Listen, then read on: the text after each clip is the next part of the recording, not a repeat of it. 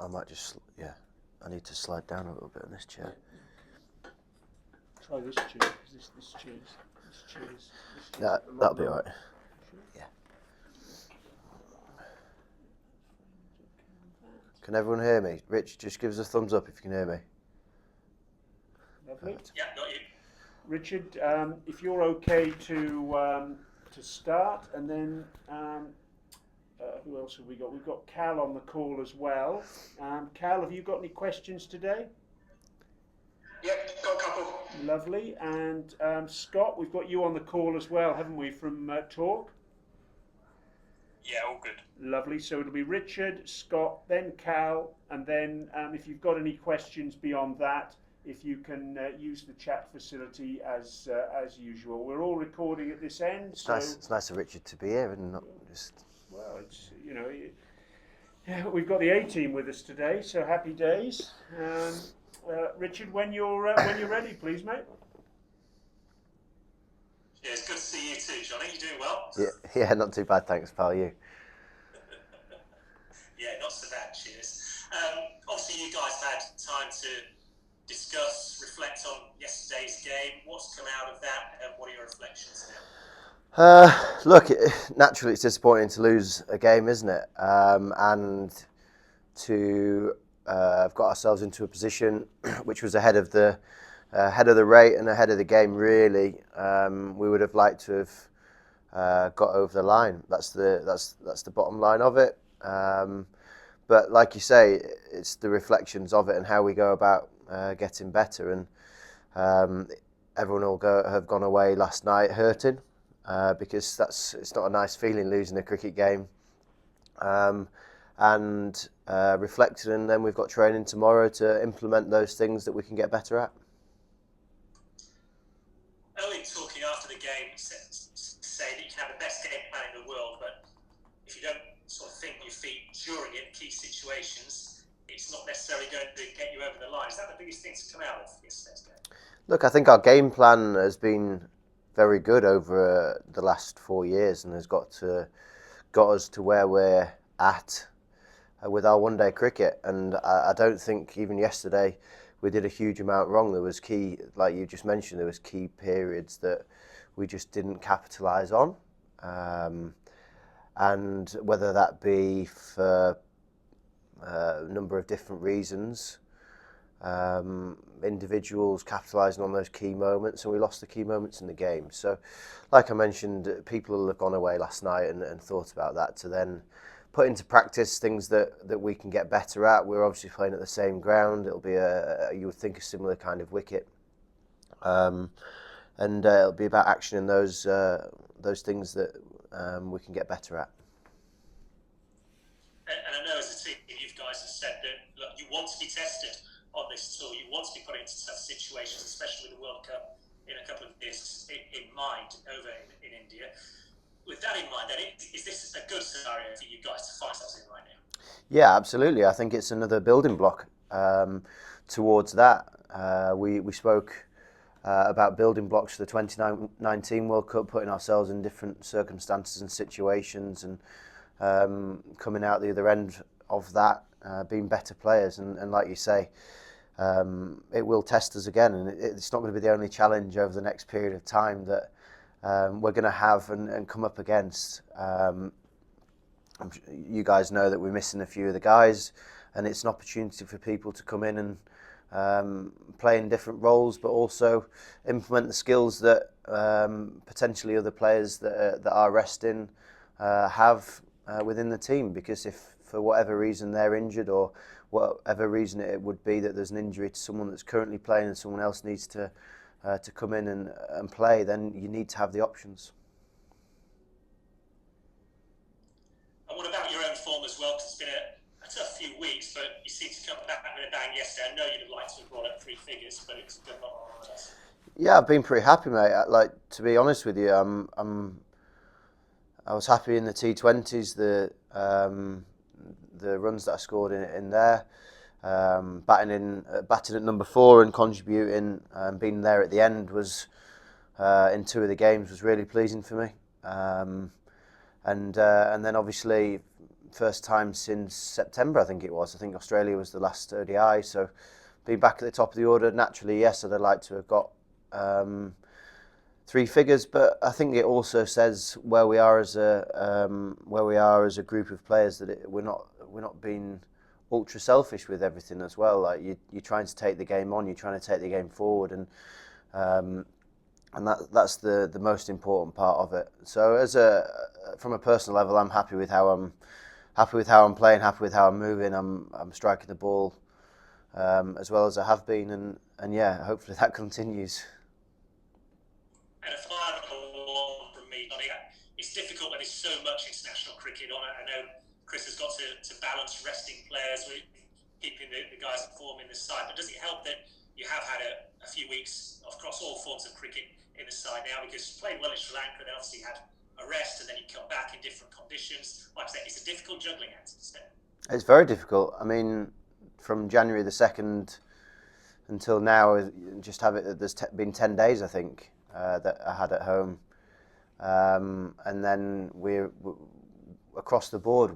If you take before Christmas, for instance, from September when we left, when we went into the bubble at Manchester, and up until Christmas, and then obviously there was a couple of weeks at Christmas that we had off on January the 1st. So it's tough being away. There's no qualms about it, and people are going to need rest. It's not as easy as just turning up and playing cricket. You've got a lot of different aspects to be taken into account.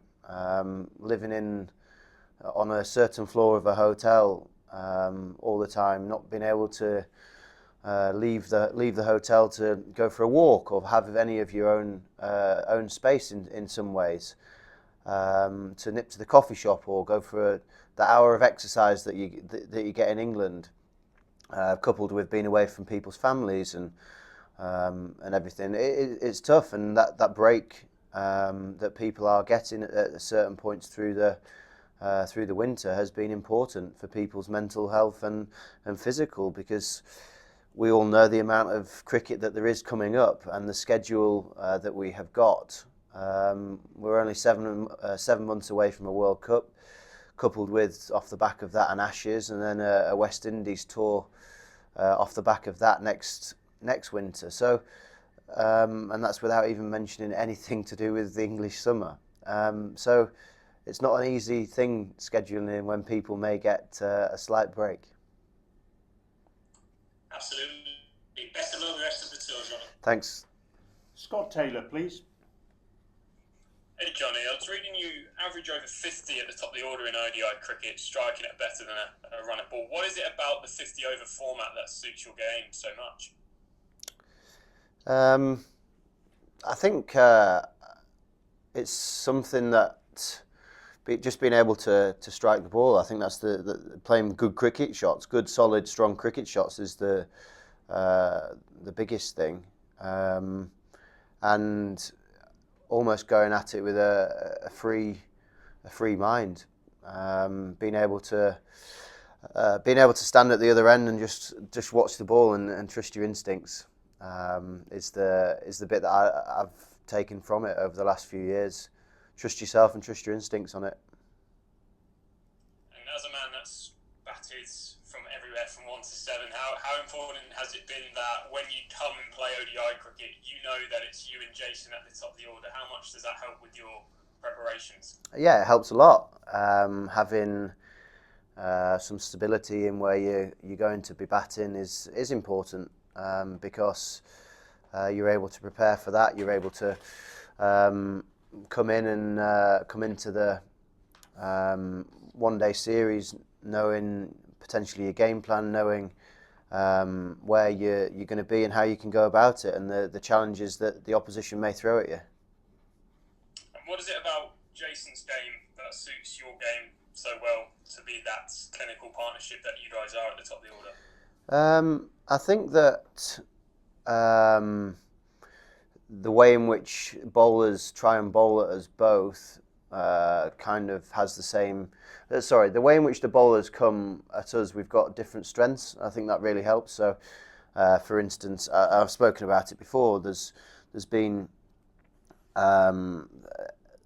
times when people have potentially gone straight to Jason and then gone wide to me, or people have gone fuller to Jason and shorter to me, or shorter to me and fuller to Jason, and the partnership works really well. And that's why, I mean, I got told yesterday that it was the 1200 partnership that Jason and I have had together in, I think it's about 40 knocks or 45 knocks or something like that. I mean, that's a really pleasing thing at the top of the order for us to be doing, because if we're doing our jobs there, then hopefully it's enabling people to come in further down the order and to be able to flourish and play their games too.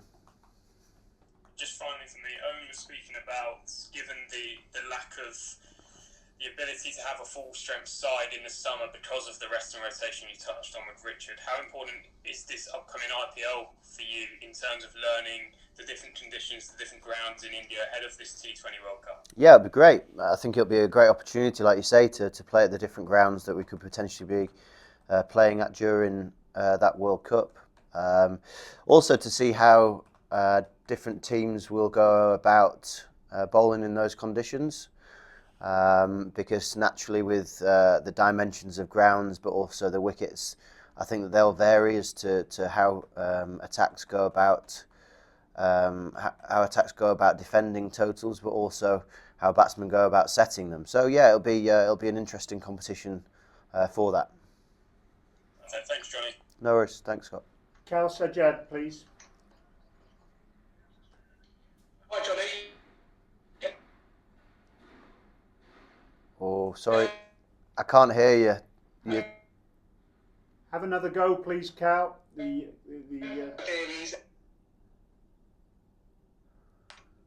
no problem. I was just saying, do you feel the attacking brand of cricket, which has served the team so well in the World Cup and in recent years, do you think that's the right approach in these Indian conditions, or do you need to adapt a little bit as a team? I think that's definitely the right approach. Without a doubt, it's the right approach. But like you said, there's got to be a bit where you are able to adapt as well. We're good enough players and have played enough cricket to be able to adapt in all situations that we've put to. And but the brand in which we're playing is forcing other people to try and change the way that they're playing their cricket too. Great. And how much did England miss Joe Root at number 3 yesterday? Well, I think that any side in the world would miss Joe Root. It's not a surprise, bearing in mind the average is 50 in that format. So, look, I think that it's a good opportunity for people to come into the side and play a different role. Yesterday happened. We learn from that. But at the same time, if for whatever reason Joe's not around, we need to be good enough to adapt, and we are good enough as a team, as a batting unit, to get over the line. For whatever reason, yesterday we didn't, and like I mentioned earlier, that will have hurt the guys, and we'll be going into practice tomorrow trying to implement those skills in order to get us across the line. Should that be the case in the next ODI. And then just final one from me. You're heading to the IPL shortly. You've spent a fair bit of time in India already. Do you feel you're better placed in your game and just with the surroundings ahead of that tournament? I think that obviously playing over here at Ahmedabad, it was a new ground, and I think that there was a lot of learning things from that. The games that we've got are going to be at Chennai, so completely different conditions again. However, like you say, the acclimatisation of being over in India, whether that be to the conditions, whether that be to the weather, or just in general, I think will hopefully help. But there's nothing that can be taken for granted. We know the quality of the competition and the quality of the opposition, and that's the exciting part of it, to be a part of the IPL. We know the quality of that competition, and if you can come and do well in that, hopefully then leading into the World Cup next year, later on this year, can only put people in a good frame of mind leading into it, because we have got quite a few players that are going to be playing in that. Cheers, Jonny. No worries, thanks. 4 more now, please. Rory Dollard, Will McPherson, Mike Walters and Chris Stocks. Rory, first of all, please. Hi, Jonny. Nice to speak to you. And you? listen, obviously the Ashes and the World T20 are the sort of primary goals, and to some extent, the ECB have sort of admitted that 50 over cricket has shuffled down the pecking order a little bit. I just wondered, as a player who spent so much blood, sweat, and tears to get to world number one and world champions, how much pride you still take in being the best in the world at this format?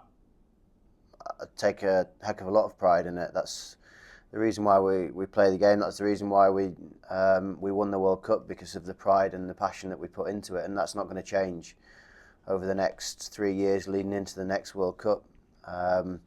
Just because there's potential of playing less ODI games because there's a T20 World Cup coming up, I don't think that the pride and the passion goes out of it. You're representing England in a very prestigious format, and you're representing them to go forward and put your name in the hat to be a part of that 15 that goes to the World Cup in 3 years' time, and that starts from now. Look, I'm not sure. I've not been privy to seeing those comments that have been made about the Ashes or the World Cup, but that's the natural thing. That's the next thing, isn't it? That's the next competition that's coming around the corner. So naturally, there'll be a little eye on those bits, but we come here trying to win every game, and we go into every game trying to win those. Thanks, Jonny. No and I wonder if you could also give us just a word on Liam Livingstone. He's a guy who's desperate for his chance, desperate to make his mark again, I suppose, and the injuries might have opened the door. How does he look, and would you back him to slot in nicely for the team? I think you back everyone that's within this squad. We're fortunate to have a very strong squad, and a squad that people want to be a part of. So I don't know about the guys and their fitness at the moment, so I can't comment on that. But I'm sure that Livy will, if he does come in, be very, very keen to try and impress and put his best foot forward with that. And when it comes to skills, you obviously know that the skill set that Liam Livingstone brings to the table, and that's exciting because it's something that can change a game. Thanks, Jonny. No worries. Will McPherson, please. Hi, Jonny. Could I just ask the really big question from yesterday, which is, why did your name and number on the back of your shirt have a different colour to everyone else's? The huge question, Will. It was purely because it got badged up over here rather than in England, and there was a miscommunication. They badged up the same colour of numbering and lettering as the T20 numbers. That was as simple as it was. Thanks. No. It's not quite as interesting an answer as I hoped it would be. But What did you want it to be? I was wondering if it's some kind of punishment or something. No. On a proper cricket question, you're obviously batting 4 in T20 now. You're still at the top of the order in ODI cricket.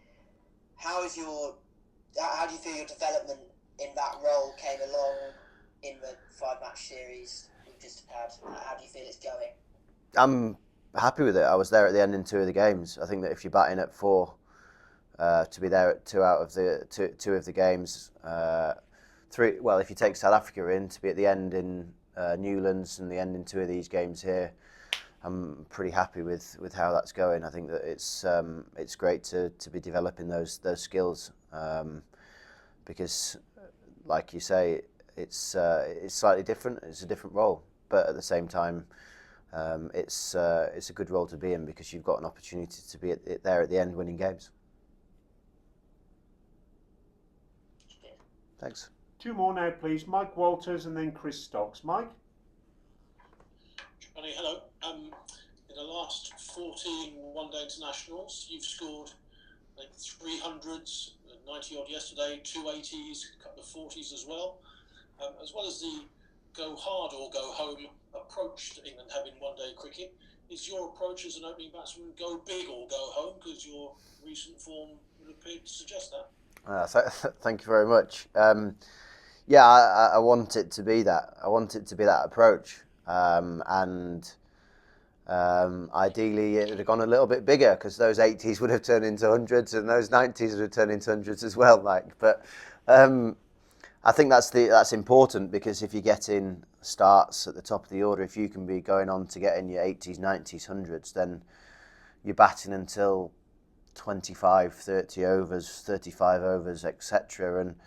And if you are in at that point, then we should be on target to get a fairly large score. So I think that it's not something that I've consciously gone about and gone, oh, I've got to be doing this, I've got to be doing that. I've relished, since opening the batting in one-day cricket, I've relished being at the top of the order, and I've wanted to go out and score hundreds for England, because you want to take your opportunity and make your mark. And I'd like to hope that I've done that, and hopefully that continues for a period of time, because I'm happy with the way, I'm delighted with the way that it's going so far, and hopefully it keeps that upward trend. And just to follow up from what you were saying about Jason earlier on, how much of that recent success do you think is down to the chemistry of your opening partnership with Jason? Because you both like to tee off, but it's almost as if one of you uses a driver and one of you uses a 3-iron, almost, isn't it? Who's using which? Yeah, to be honest with you, I think that the chemistry is easy. It's an easy chemistry. There's no great shakes to it. Like, we speak about very simple things out in the middle, and keep things very simple. And it's not as if we're speaking about, right, well, I'm definitely taking him. No, you're not taking him. I want to take him, or anything like that. It's a very go with how the game pans out approach. I mean, you look at yesterday, and I think that I was 9 off 18 or something like that, or 6 off 18. And then all of a sudden I end up getting 90 off 60 or whatever it was. So, and then Jason, obviously, yesterday was a fairly slow start, wasn't it, in the first few overs, and the way that Bhuvneshwar Kumar bowled at us didn't enable us to get off to that fast start. However, we caught it up, and Jace, I think, got 48 off 38 or something similar to that. Yeah. So all of a sudden, we were 135 off 14 overs, having had the first 3 overs and been 8. So I think it's a really interesting way of looking at it, because it wasn't a crash bang wallop start, which sometimes when you have those starts and scores and people look, oh, they're 135 off 14, people might think they've gone from ball 1, but in actual fact, we actually hadn't. There was probably 3 overs, 4 overs at the start where it was very much toned back, and we went a different route of it. Does that make sense? Yeah. And I think understanding each other enough to know that, and not putting pressure on each other to have to go after it, because we've got complete trust in each other's games in order to know that 1 over and you've caught it up. I mean, with that over with the Omer off the seamer, to go from being 6 off 18 or whatever it was to 24 off 22 is a good example of it, isn't it? And I think that runs throughout the side. But having that the trust in each other's games to just go, right, let's stay calm, stay relaxed, and not pile pressure on each other is the important factor of it. Thank you. And finally, Chris Stocks, please. Hi, Jonny. Just looking ahead to the summer, I just wondered if you were keen to continue that number 3 role in Test cricket, and are you hopeful you'll get a fair crack at nailing that down ahead of the Ashes? Yeah, I'm very keen to do that. Obviously, people will have spoken about the last 2 tests here, but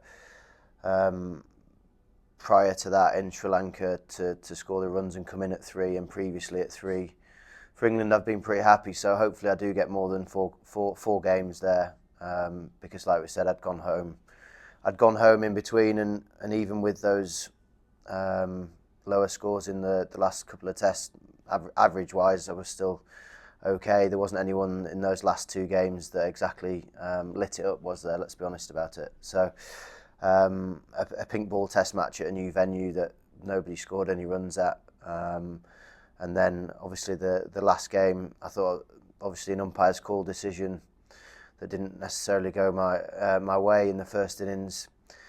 but to be honest with you, like I mentioned earlier, I'm happy with where my game's at and how I'm striking the ball. So I do hope that that is the case, and I do get an opportunity to be batting at 3 going forward, because I do feel that my game's in a good enough place, and having 4 games in the winter in a subcontinent, which is never going to be easy, full stop.